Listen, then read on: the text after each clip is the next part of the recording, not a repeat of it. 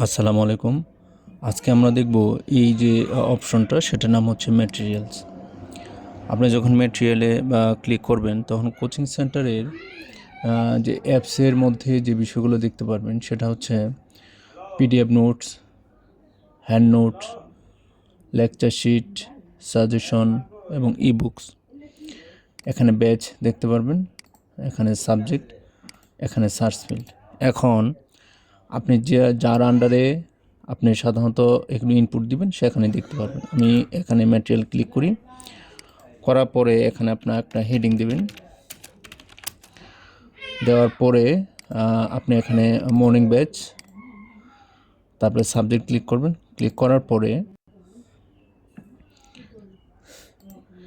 এখান থেকে আপনি পিডিএফস বা কোনো ইমেজ আপলোড দিতে পারবেন। তবে খেয়াল রাখবেন, এখানে 20 MB লেখা থাকলেও আসলে 2 MBর উপরে আপনি কোনো ডকুমেন্ট আপলোড দিতে পারবেন না।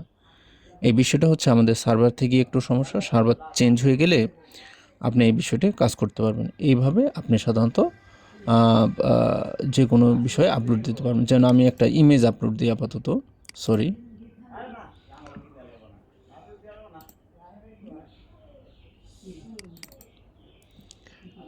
আমি একটা ইমেজ আপলোড, সরি MB4 হয়ে গেছে এটা।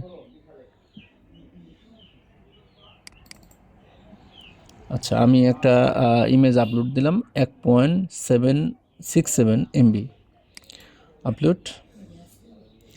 এই যে এইভাবে আপনি প্রত্যেকটা বিষয় দেখতে পারবেন।